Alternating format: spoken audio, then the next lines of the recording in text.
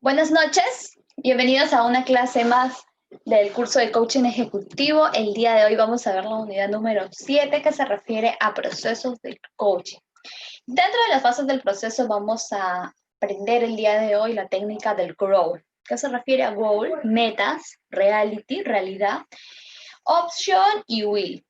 Y también vamos a conocer la gestión del conflicto, que es muy importante saber cómo lo manejamos, sobre todo cuando estamos en un ambiente laboral.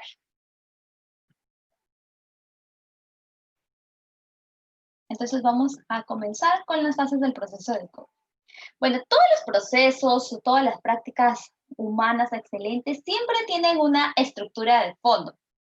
Del mismo modo, así como cuando preparamos una receta y nos dan el paso 1, paso 2, así igualito lleva una serie de pasos, un proceso de coaching, ¿no? Con todas sus diferencias. Tiene un planteamiento similar. La idea es que si seguimos unas determinadas fases, un determinado orden en este proceso de coaching, vamos a llegar a un buen resultado final. Entonces vamos a ver a continuación cuáles son estas fases. Estas fases le hemos tomado de un modelo que se llama GROW. Existen otros modelos para abordar una entrevista de coaching, pero esta es la que a mí me pareció especialmente relevante por varios motivos, principalmente porque es muy sencillo y está orientado al futuro. Entonces nos va a permitir organizar conversaciones y además nos va a permitir también revisar cada uno de los pasos. Ahí tenemos lo que significa cada uno. Goal, metas y objetivos. Reality, la realidad. Option, opciones. Y what you will es qué hay que hacer, o la voluntad, bien dicho. Este modelo luego toma su nombre de Sir John Whitmore, que después de haber trabajado un tiempo con Timothy Galway, formuló una serie de pautas que vamos a ver ahora a continuación. La primera fase es la fase goal, que es la fase de los objetivos. Entonces, ¿qué hacemos en esta primera fase? En esta primera fase, lo que hace el coach o con su coachee o con su cliente es acompañarlo a que pueda definir qué es lo que está buscando, o sea, qué necesita, qué es lo que quiere o qué es importante para él. En muchas ocasiones, las personas se acercan al coach conociendo ya de antemano qué es lo que quieren, pero en otras ocasiones eso no es tan sencillo. Entonces, por eso se debe formalizar una serie de preguntas que ayudan al coach a fijar el objetivo que realmente quiere, ¿no? O sea, establecer objetivos claros sobre lo que quiere que ocurra. Entonces, comenzamos por definir una meta que sea específica, que debe cumplir los siguientes principios, ¿no? Debe ser medible y alcanzable, y al mismo tiempo debe ser realizable y debe dejar también una experiencia de éxito. Y para que deje una experiencia de éxito y cumpla todo lo que estamos mencionando, se debe plantear algunas preguntas. Por ejemplo, he puesto algunas en el slide que se puede utilizar. Le podemos preguntar al coach y al cliente, ¿qué es lo que quiere conseguir? ¿Qué es lo que quiere conseguir a corto, a mediano y a largo plazo? ¿Cuándo quiere conseguirlo? ¿Hasta qué punto supone un reto para él? Es si el objetivo que quiere es medible, es alcanzable, y si es así, ¿cómo va a alcanzarlo? ¿Qué pasos intermedios tendría que diseñar para acercarse a su deseo? Y otra pregunta que también nos va a ayudar es preguntarle por qué es importante para él o para ella conseguir estos objetivos que está deseando. Acordémonos que al inicio decíamos que nosotros, los coaches, no dábamos las respuestas, sino hacíamos de que las personas obtengan las respuestas a través de preguntas. no de biología. Entonces, si el coachee se encuentra reflejado en estas palabras, el coach también puede proponerle que realice el siguiente ejercicio que estamos viendo en la pantalla. La finalidad de este cuadro, bueno, básicamente es aclarar los pensamientos. Debe ser con el mayor nivel de concentración para que sea capaz de ayudarle de una manera más real a que pueda trazar sus objetivos. Entonces hay que comprobar que existan 4 cuadrantes. El primero de ellos está compuesto por el cruce de entre lo que sí quiero y lo que sí tengo. Está por acá. Tiene que reflejar esto de la manera concreta posible, las cosas que deseas a nivel laboral y además las cosas con las que cuentas también para mantenerlas. El segundo cuadrante es el cruce entre lo que no quiero. El segundo cuadrante está constituido entre el cruce de lo que no quiero y lo que sí tengo, ¿no? Y debe plasmar las cosas que no deseo, pero que lamentablemente sí las tengo. Luego el tercer cuadrante está conformado entre lo que sí quiero y lo que no tengo. Aquí. Ese sería el tercer cuadrante. Lo que sí quiero y lo que no tengo. Y debería anotar todas las cosas que a nivel profesional que deseo, pero que por el contrario no tengo. Claramente este recuadro es el que puedo dotarlo de más información a la hora de trazar un objetivo. Y por último está el cuadrante correspondiente al cruce de las variables de lo que no quiero y no tengo. O sea, ahí debe reflejar las cosas que no quiero y que tampoco tengo.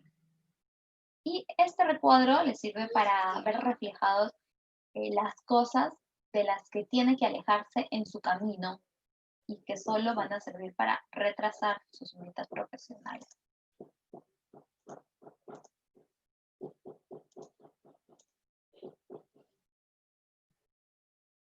Un ejemplo es cómo podría quedar definido correctamente el siguiente objetivo.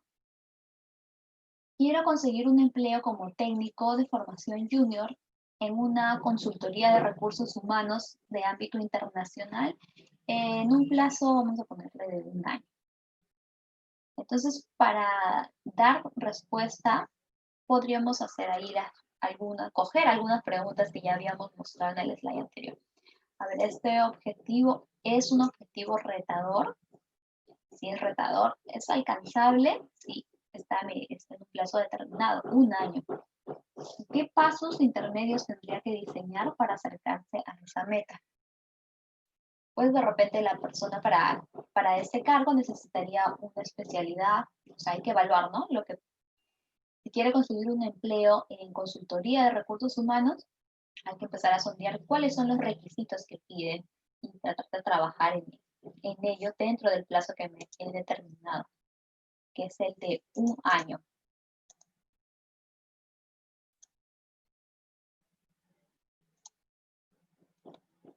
Y una vez que hemos hecho esto, pasamos a la siguiente fase.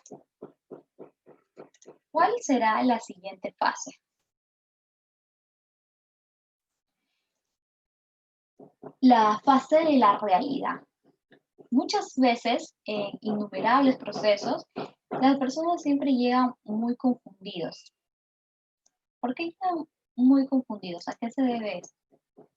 Porque pueden tener una realidad que es muy limitante, podríamos decirlo, ¿no? Y es justamente esta mirada de la realidad, de tener una mirada de realidad limitada, lo que puede hacer que el proceso sea más difícil, ¿no? Lo que dificulta a que la persona pueda tener más dificultad en avanzar con éxito en su intención, como en su objetivo.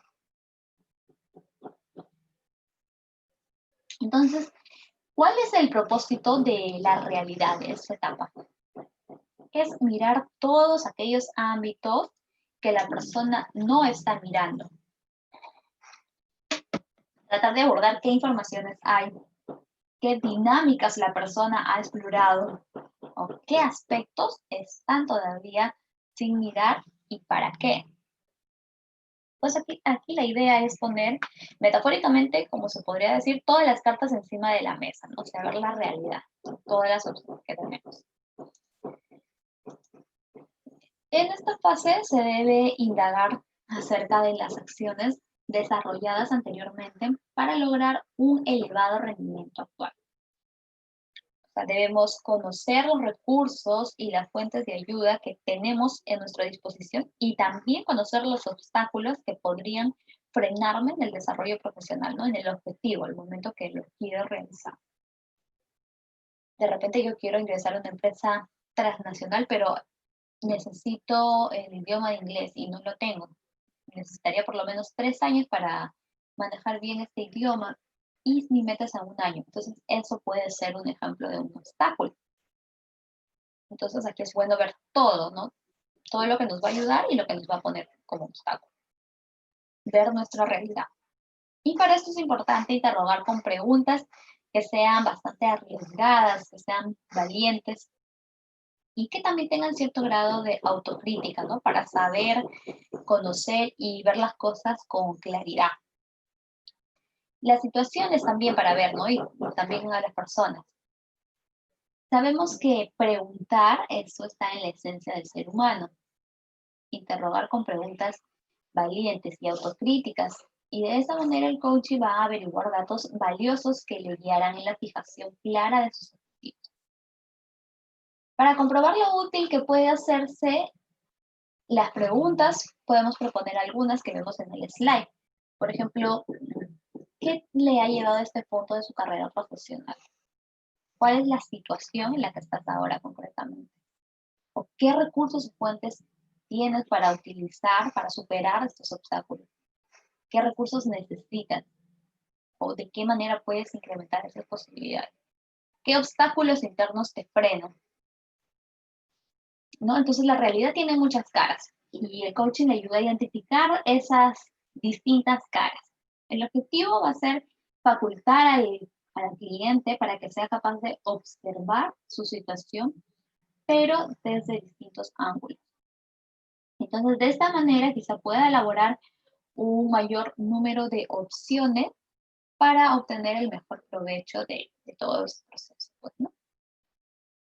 Imaginemos un joven profesional que desea ser ascendido dentro de su organización, teniendo la formación, experiencia, competencias necesarias para el puesto. El coach realizaría con este joven su propio análisis personal y profesional. Primero, tendría que comenzar por conocerse a sí mismo y a su entorno o la realidad. Y este trabajo inicial es muy interesante, ya que hace trabajar al coachee sobre las percepciones que tiene sobre sí mismo y la imagen que generan los demás. Y este trabajo les va a llevar a analizar las ventajas y las desventajas que esta percepción, que esta percepción les da, ¿no? Y para segundo lugar, iniciar un trabajo de corrección sobre las posibles áreas de mejora. Entonces, por ejemplo, si vamos a analizar las debilidades, es un ejemplo, ¿no? De repente esta persona tiene la sensación de inseguridad por cómo quedará al realizar el assessment del proceso dentro de su propia organización. O de repente tiene una preocupación por enfrentarse con pruebas de selección. O puede tener también como una debilidad la falta de experiencia necesaria. Y como amenaza que solo es un puesto para varios compañeros, ¿no? O sea, no es el único que va a postular, son varios. Otra amenaza que puede ser las empresas cada día son más exigentes y las pruebas de selección se vuelven más complicadas. Entonces, más o menos de forma gráfica quedaría más o menos así, ¿no? Los 6 niveles sobre los que puede operar un individuo son el entorno, o sea, cómo es la realidad, la persona, las oportunidades, los obstáculos. La conducta, ¿cuál es su conducta? Lo que hace, sus acciones y reacciones, su capacidad, o sea, cuáles son sus habilidades, sus estrategias que pueda tener. La creencia, por qué hace determinadas cosas y cuáles son sus condicionamientos. La identidad, que es quién es realmente. Trascendencias, las razones por las que hace esto. Y con el proceso de coaching se trabaja sobre estos niveles para enfocar al cliente a que tenga una mayor perspectiva de las cosas y que puedan ayudarle a consolidar y mejorar su talento también, ¿no? El objetivo también es ser coherentes. Por ejemplo, si una persona piensa que es importante llegar puntual al trabajo, en la práctica llega casi siempre tarde, está siendo incoherente, porque la creencia de que es importante la puntualidad está contradiciendo con su conducta, ¿no? Su conducta de estar llegando impuntual. Entonces, cuanto más cartas tenga encima de la mesa, también tienes más una mirada mucho más amplia de la realidad. Y esto nos va a ayudar al siguiente paso, que es option, o también opciones. ¿Qué hacemos en opciones? Pues sencillamente ya una vez que tenemos todas las cartas sobre la mesa, se tendría que hacer un buen análisis de la realidad, ¿no? Y es seleccionar aquella opción que entendamos o que nuestro coaching entienda que puede ser más factible para él o para ella. A veces cuando exploramos en detalle la realidad y cuando exploramos la realidad de forma muy objetiva, nos vamos a dar cuenta que van a aparecer opciones que tal vez antes no las estábamos considerando.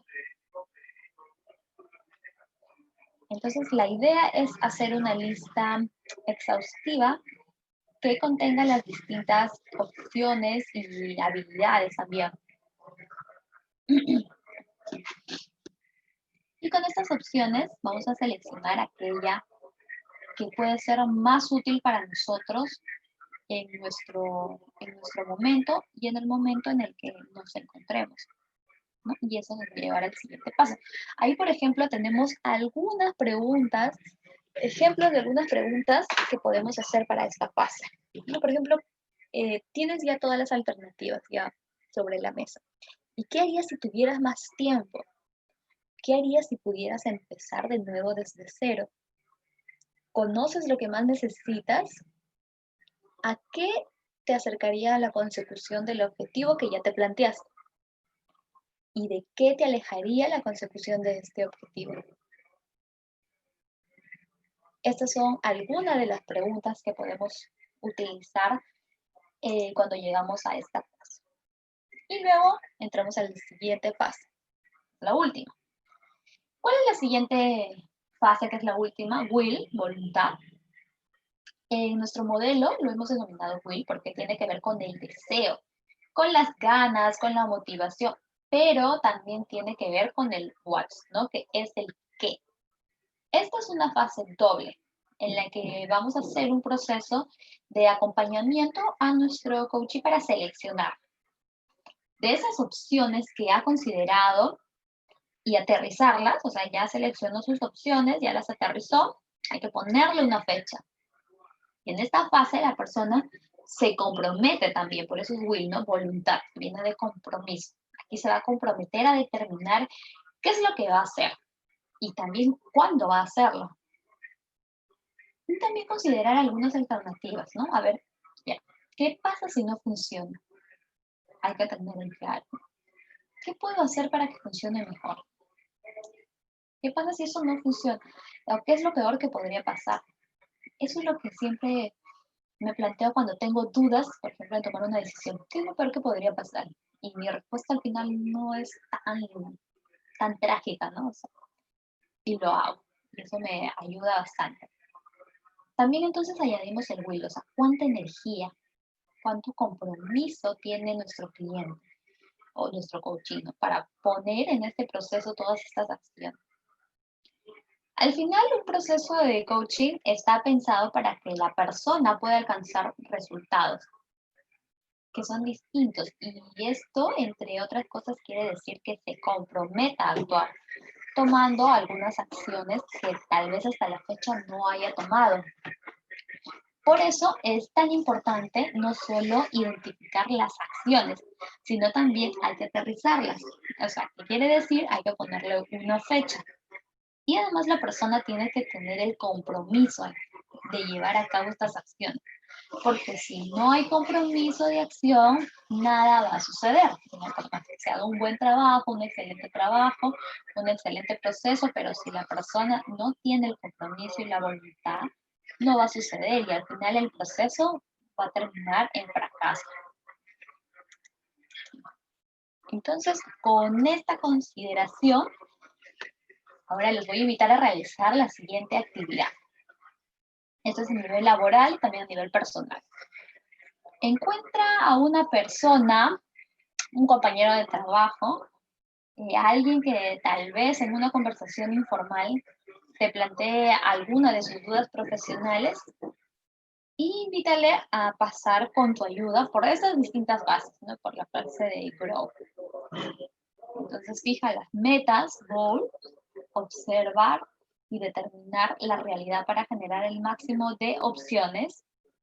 Y una vez que hemos determinado el máximo de opciones, escoge qué acciones y qué nivel de compromiso va a tomar. Finalmente, muchos coaches lo que hacen es que esta entrevista la documentan, ¿no? O sea, van haciendo preguntas, van escribiendo. Le escriben a la vez que están haciendo con el coach, ¿no? Todo lo que están haciendo.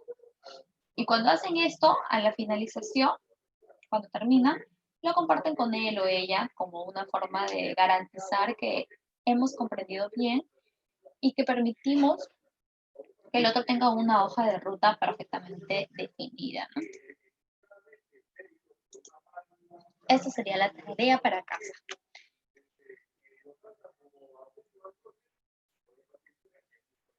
Y ahora vamos a entrar a otro tema que es muy importante cuando estamos en el mundo laboral, sobre el manejo de conflicto o gestión de conflicto. ¿A quién no le ha pasado que ha tenido un conflicto en la empresa, ¿no? En la empresa en la que se ha encontrado? Creo que a muchos, pero la cosa es saber cómo lo manejamos. Yo, en mi experiencia personal en esta última empresa, sí he tenido algunos inconvenientes, pero que los he podido llegar a solucionar. Bueno, son numerosas las investigaciones alrededor de diferentes temas. Uno de ellos es el conflicto, que se ha publicado muchísima información. De hecho, es un término que si nosotros tuviéramos que buscar su etimología, nos vamos a dar cuenta que se remota precisamente al siglo XV. O sea, es decir, no es un neologismo. Vamos hablando y mencionando la palabra conflicto desde hace ya bastante tiempo. Conflicto es un término de raíz latina que su traducción sería básicamente la interacción y enfrentamiento o choque con el cual estamos haciendo referencia a un enfrentamiento. Un choque entre ambas partes. Cuando nos referimos al término de conflicto, a veces suele haber cierta confusión. De hecho, no hay una definición única, unívoca, ¿no? Por lo tanto, no voy a dar una definición hacia priori, sino que lo vamos a intentar de construir entre ambos, ¿no? Y nos vamos a basar en la estructura que nos ofrece liderar, así se llama el autor, liderar, y nos dice que todo conflicto se compone, en este caso, de esta estructura: problema, personas y proceso. Vamos a ver con detalle cada una de las diferentes partes que componen esta estructura. El problema es precisamente el punto que nos enfrenta, o sea, es el motivo de esa disputa, de ese enfrentamiento. Personas, bueno, la variabilidad en las personas es absoluta. Estamos hablando de diferentes necesidades, diferentes intereses, diferentes expectativas, diferentes percepciones. O sea, estamos hablando de multitud de elementos que componen precisamente en un proceso en el cual están las personas en esa variabilidad. Y por último, el proceso en cuanto a las fases que estructurarían ese conflicto de alguna manera, ¿no? O sea, ¿por qué fases vamos pasando? Porque no es lo mismo el inicio de un conflicto que el punto álgido del mismo, ¿no? Al final. Con lo cual es importante entonces que tenemos estos tres elementos y hay un aspecto decisivo y es esa interdependencia, ¿no? Nosotros no tenemos un enfrentamiento con otra persona o otro grupo si realmente no hay algo en juego. Ese algo en juego es la interdependencia. Y justo ahora ahí vamos a reflexionar. Es importante reflexionar cuando una persona viene buscando un proceso de coaching porque tiene que pongamos una situación que percibe como conflicto.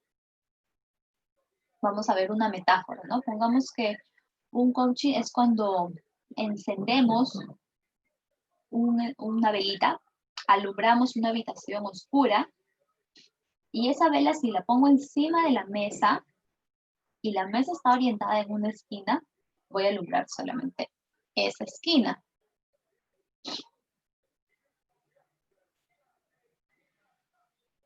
Pero si yo la pongo en el medio de la habitación, va a alumbrar el espacio del medio.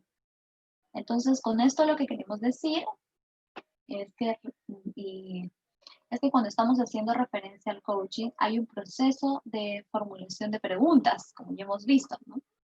Y por lo tanto, es muy importante preguntar a la persona, al cliente, en relación a esta situación para identificar realmente si se trata de un conflicto que está teniendo con otras personas o es un conflicto que está viviendo en relación a una situación, pero que lo tiene ella o él, ¿no? Esa misma persona. Pongamos un caso, ¿no? Alguien que en un momento viene porque no logra movilizar a su equipo. Y nos damos cuenta de que realmente ese conflicto no existe, sino que tiene que trabajar su capacidad de comunicar. Entonces, estamos orientando el proceso hacia la capacidad de comunicación. Y por eso es importante entonces alumbrar toda la habitación y no quedarnos simplemente con lo que el cliente viene señalando que tiene un conflicto. Pero, ¿qué ocurre con los conflictos? Al respecto, resulta muy interesante, por ejemplo, relatar aquí la metáfora que hace Kosher en relación al conflicto y el terremoto. Kosher nos indica precisamente que una tierra que no tiembla, una tierra que no vibra, es una tierra muerta. La tierra necesita de alguna manera reequilibrar su materia y para ello precisamente estira y nosotros percibimos ese movimiento. Justo hoy día había 3 temblores, ¿no? Arequipa, Ica y Ancón. Entonces, indudablemente, cuanto más grande sea el cambio, más violentos van a ser los movimientos. Esto hay que tenerlo siempre presente, este aspecto, ¿no? En toda nuestra situación de vida. El conflicto es un reconocimiento y una confrontación de nuestras diferencias. Por lo tanto, un conflicto no es forzosamente una cuestión negativa, como estamos acostumbrados a pensar, ¿no? No es algo negativo. Un conflicto es algo que nos permite, es una situación en la que aprendemos. Existe un aprendizaje.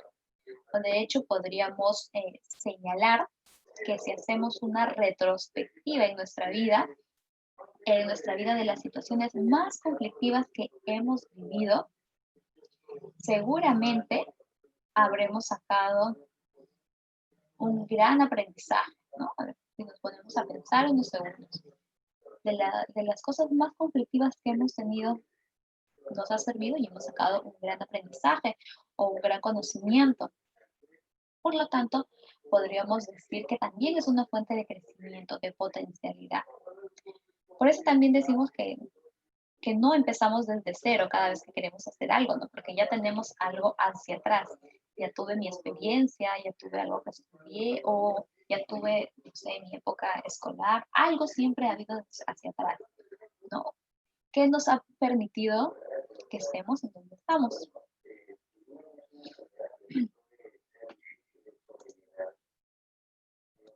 Entonces, si no es tan negativa, les hago la pregunta, ¿por qué no nos gustan los conflictos?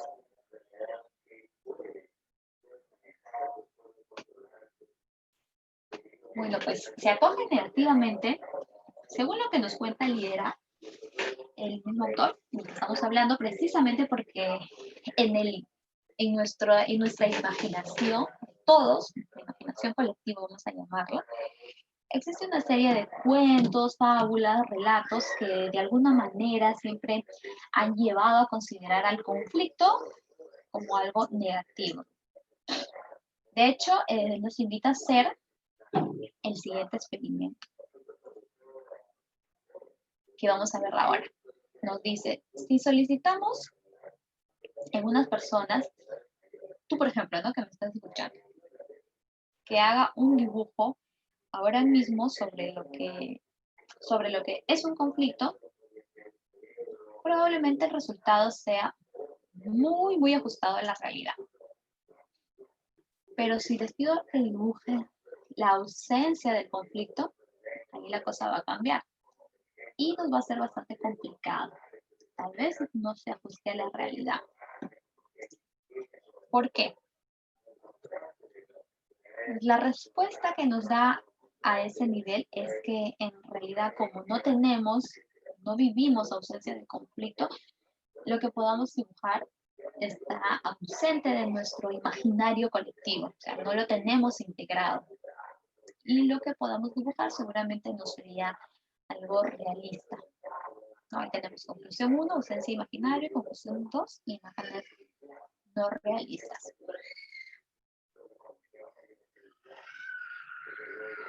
Entonces, con lo cual, al igual que, por ejemplo, le podemos pedir a un grupo de personas que no ven, personas videntes, que toquen la parte de la parte, que toquen una parte o un miembro diferente de un elefante. O sea, ya le ponemos ahí el elefante y ponemos a un grupo de personas que no ven, que son cieguitas, y que toquen toda la parte del elefante, desde la cola hasta las patas. ¿Qué pasará? Cada uno de ellos indudablemente va a tener una percepción diferente de lo que está tocando, ¿no? Pero el conjunto del elefante sigue siendo elefante, ¿no? Sea la cola o sea la trompa, pero lo perciben de diferentes maneras. Entonces, ¿cómo gestionamos el conflicto finalmente? Como dijimos al principio, si una persona viene indicando que tiene un conflicto, que tiene una situación conflictiva, lo importante siempre es empezar con la formulación de preguntas. O sea, recordar que tenemos que lograr alumbrar toda la habitación. Esto se podría decir como que para poder vencer tus miedos, debemos identificar. Y empecemos precisamente por preguntar, investigar cada una de las partes. Puedes hacer algunas preguntas como, ¿te gusta lo que haces? ¿Te hace feliz? Revisarlo desde afuera o con toda la habitación alumbrada. ¿no? Es decir, cuál es el elemento, cuál es el problema, eh, cuál es la cuestión que ha generado ese enfrentamiento. Preguntemos también cómo están las personas, cómo está el equipo, en qué punto se encuentra, cómo está el aspecto de la comunicación, si ha habido una ruptura o si por el contrario hay una disposición a cierto encuentro que se pueda solucionar. Y por último, ¿qué fase es? Es decir, ¿estamos al inicio o ya se ha producido una ruptura definitiva? ¿No? O sea, hay que investigar todo eso a través de diferentes preguntas. Es importante investigar. A veces soñamos con algo que en la realidad no es así. Y por eso es importante investigar. Recordemos que es importante también siempre poner nuestros objetivos por encima de los miedos.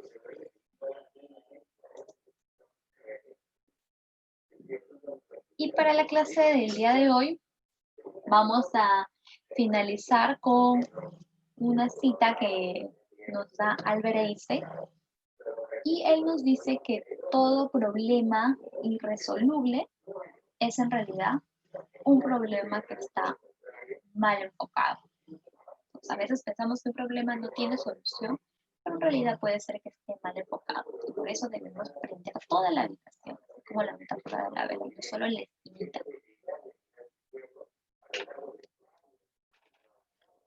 Bueno, esto sería todo por el día de hoy. Espero que la clase haya sido de su agrado. Los espero el día miércoles a las 7 para culminar la última clase, que corresponde a beneficios del coach. Si tuvieran algunas preguntas, las estaría absolviendo ahora. Si no, que tengan muy buenas noches.